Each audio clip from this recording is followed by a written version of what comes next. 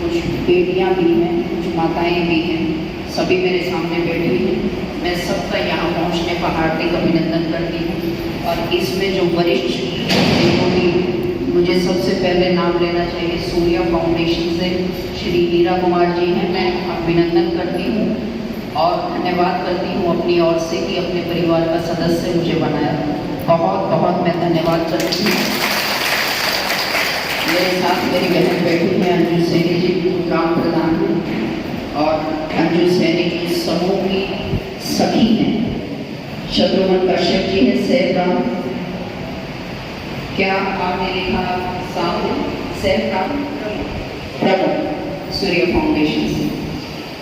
अरुण राजपूत जी, पुष्पा, सुमनलता और ललित भाई शायद चले गए हैं, हमारे बीच में एक पत्रकार थे। तो सबसे पहले तो हाँ सच कहा था सतपाल राठी जी ने। सबसे पहले तो आपकी चौपाल के लिए आपको बहुत बहुत बधाई देती हूँ, मन खुश हो गया यहाँ। और दूसरा जो आप क्रमवार बैठी हैं पंक्ति में, बहुत दिल खुश हुआ आप लोगों को ऐसे बैठे हुए देख के। बहुत खूबसूरत लग रही हैं आप, लेवल तरीके से बैठी हुई। कुछ बहनें, अभी बहन ने मुझे कहा कि मेरे से परिचित हैं, मेरे से मिली थी 3 साल पहले। 11-12 सालों से आप लोगों के बीच में हूँ, इस समाज का एक हिस्सा बनकर जितना मेरे से बन पड़ता है आप लोगों के बीच में रहकर काम करती हूँ। 11 साल से लगातार पार्षद हूँ भालूगढ़ से। और आवाज़ मेरी कोई दिक्कत तो नहीं आ रही आपको? आपसे बाद में पूछूंगी कि आप लोग बीच में हंसी ठिठोली भी कर रही, मैं भी उसका एक हिस्सा बन सकूँ तो बहुत अच्छा लगेगा। और स्वच्छता की बात हीरा जी ने आपसे कही, सतपाल राठी ने आपसे कही। स्वच्छता की बात महिलाओं से ज़्यादा पुरुष नहीं जानते, इस बात से हम अच्छी तरह अवगत हैं। हमारी यहाँ संख्या भी ज़्यादा है, हाँ, लेकिन ये इनको मैं बहुत बहुत बधाई देती हूँ कि सूर्या फाउंडेशन, अभी मैं आदर्श गांव, नया गांव के बारे में पढ़ रही थी तो बहुत सारे कार्यक्रम आप लोगों के मैंने देखे, मैं पहली बार परिचित हुई हूँ। बहुत बहुत बधाई देती हूँ आपको। आज चाहे जैविक खेती की बात है या बच्चों के लिए कार्यक्रम की बात है, अपनी संस्कृति से जुड़े हुए कार्यक्रमों की बात है, तो अगर बच्चों के बीच में कल्चरल एक्टिविटीज से लेकर स्वच्छता का अभियान हो या कृषि के बारे में या और कोई भी जागृति की बात हो, समाज में जो कोई अवेयरनेस की बात करता है वो वंदनीय होता है, वो पूजनीय होता है। ये बात मैं जरूर कहना चाहूंगी कि देखो, एक दूसरे से मिलकर परिवार बनता है, परिवार से गांव बनते हैं, गांव से एक्सपेंड होकर शहर बनते हैं, शहर से एक प्रदेश बनता है और प्रदेश सारे मिलकर एक भारत देश को जन्म देते हैं। हम सब जानते हैं इस बात को। और जब मेरे से शुरुआत होगी, आपसे शुरुआत होगी, तो ये जो बगिया हमारे पूर्वज हमारे लिए लगा के गए थे, ये खूबसूरत बनेगी। इसमें हम अपने बच्चों को अगर आज ज़्यादा से ज़्यादा उनके बीच में अवेयरनेस होगी, अपनी संस्कृति को लेकर उनके बीच में उनको समझ होगी, ये आज के लगाए हुए पौधे कल जाकर हमारे देश का भविष्य बनेंगे। हम सब अच्छी तरह से जानते हैं। मैं माता जी को नमन करती हूँ जो इतने ध्यान से मेरी बात को सुन रहे। आप ही के बीच की एक महिला हूँ जिसने एक संकल्प लिया कि हाँ, मेरा हल्का, मेरा जो शहर है, मेरे जो आसपास के गांव हैं वो स्वच्छ बने। स्वच्छता होगी तो हमारे बीच में स्वास्थ्य होगा, स्वास्थ्य होगा तो अच्छे विचार जन्म लेंगे, जब अच्छे विचार जन्म लेंगे तो एक अच्छे समाज की संरचना होगी। और इसी के बीच में, इसी सब बातों को लेकर सारी बहनें इकट्ठी हुई, सभी संकल्पबद्ध हैं अपने अपने तरीके से। स्वयं सहायता समूह से बहुत सारी बहनें जुड़ी हैं, कुछ सोलदा से भी आई हुई बहनें हैं और कुछ नए गांव की भी बहनें हैं। सभी मिलकर बहुत ही अच्छे एक संकल्प को परिणाम की ओर पहुंचाने को प्रतिबद्ध है। मैं आप सभी की बहुत बहुत सराहना करती हूँ और अपनी ओर से हीरा जी से मैं ये भी एक प्रार्थना करूंगी कि इस परिवार का हिस्सा हमें भी बनाए। जो इतने मल्टीपर्पज टास्क इस समाज में आप लोग कर रहे हैं, हम भी उसका एक हिस्सा बनेंगे, बहुत खुशी होगी। देखिए, बहुत सारी संस्थाएं काम करती हैं, सरकार प्रशासन अपने स्तर पर काम कर रहा है, लेकिन जब हम एक संकल्प लेकर चलते हैं ना कि हम निजी तौर पर भी हमारा इस समाज में योगदान होगा, तभी एक स्वस्थ समाज की संरचना हो सकती है। अगर हम ये सोचकर बैठ जाए कि पूरा ही काम प्रशासन का है या पूरी जिम्मेवारी प्रशासन की है, तो ना तो ये संस्थाएं जन्म लेंगी, क्योंकि हमारा निजी सहयोग क्या रहेगा इस समाज की ओर, वो बहुत जरूरी है। हमारे संविधान में हमारे कर्तव्य और अधिकार दोनों दिए गए हैं। मैं बार बार अपनी बातों में ये बात जरूर रखती हूँ कि अधिकारों की बात सब करते हैं, कर्तव्यों की बात बहुत कम लोग करते हैं। जब कर्तव्य की बात सब लोग करने लगेंगे ना, तो अधिकार अपने आप पूर्ण हो जाएंगे।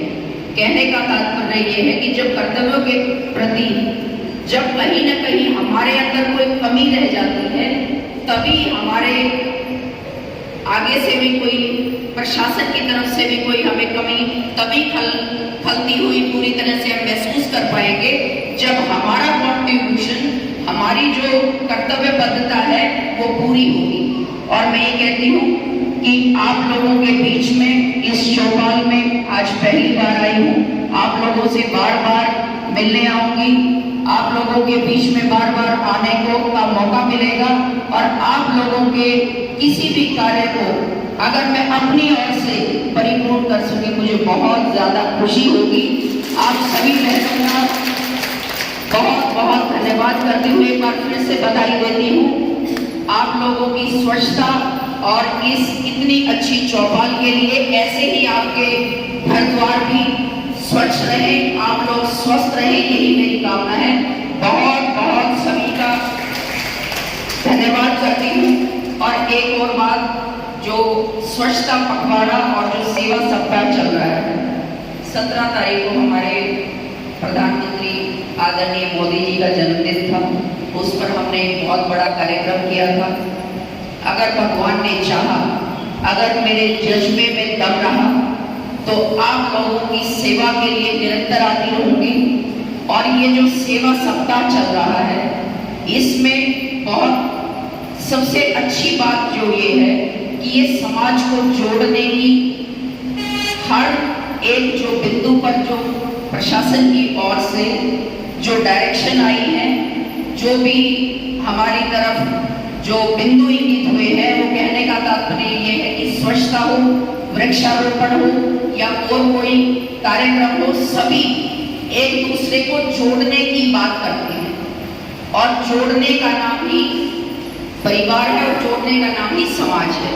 तो इस सेवा सप्ताह के बीच में आप लोगों के बीच में आई हूँ, और जो ये डस्टबिन देने का जो बांटने का जो कार्यक्रम सूर्या फाउंडेशन ने किया है, इसमें सबसे अच्छा जो एक संदेश छुपा है कि आप अपने घर के निकले हुए कचरे को एक जगह इकट्ठा करके, जिसके घर में, जिस बहन के घर में भी स्पेस ज्यादा है, तो वो अपनी बहुत सारी, आज तो इंटरनेट पे सारी चीजें अवेलेबल है, यूट्यूब पे आप एक बटन दबाएंगे तो आपको इसमें घर के जो किचन का वेस्ट है उससे बहुत सारी, उससे कंपोस्ट बनाने की, खाद बनाने की भी बहुत सारी विधियां हैं। और यहाँ पढ़ी लिखी बहनें बैठी हैं, तो कहने का मतलब ये है कि ज्यादा से ज्यादा उसको जितना रीयूज कर सके। आजकल छोटे छोटे बच्चों को बेस्ट आउट ऑफ वेस्ट सभी स्कूल में भी सीखते हैं, घरों में भी पढ़ी लिखी जो माएँ हैं वो समझाती हैं बच्चों को, तो जितना उसका रीयूज कर सके रीयूज करें। और जितना आप जो आपको बाहर के लिए कचरा इकट्ठा करना है, उसे आप डस्टबिन में एकत्रित करके। और हीरा जी और सूर्या फाउंडेशन की ये पहल बहुत अच्छी है। मैं तो ये चाहती हूँ कि मेरे हल्के के गांव-गांव में आजकल तो वेस्ट से, कचरे से बिजली बनाने का भी कार्यक्रम चल रहा है देशव्यापी स्तर पर। तो हमारी तो ये है कि ये मुहिम इतनी बड़ी हो कि इस कचरे का ऐसा निदान हो कि वो हमारे दूसरा फ्यूल भी बनता है, ईंधन भी बनता है। तो हमारे गांव का निकला हुआ कचरा रीयूज होकर हमारे किसी एनर्जी पे वो काम आए, ये मुहिम सेवा सप्ताह में बढ़ चढ़कर भाग लें और इस पूरे समाज को एक परिवार का रूप दें। बहुत बहुत आप सभी बहनों का धन्यवाद।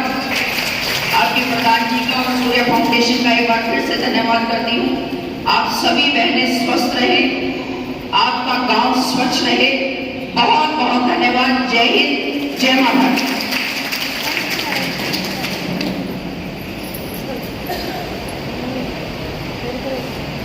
मैं जय मां भारती बोलती हूँ, ये जय भारत माता बोलते हैं या जय भारत बोलते हैं। कई बार राष्ट्रवाद की बात होती है। एक थोड़ा सा समय और लूंगी, आप लोगों को बांधनी नहीं, ये सब बातें आप सब लोग भी जानते हैं। लेकिन जब हम इकट्ठे मिलकर कोई बात करते हैं, कोई संवाद करते हैं, तो उसका बहुत अच्छा एक निष्कर्ष निकलता है। कई बार देश से जुड़े जज्बे की बात आती है। मैं जय मां भारती बोलती हूँ, तो मैंने उस भाव को स्त्रीलिंग कर दिया। कुछ लोग बोलते हैं जय भारत, उन्होंने उस भाव को पुल्लिंग कर दिया।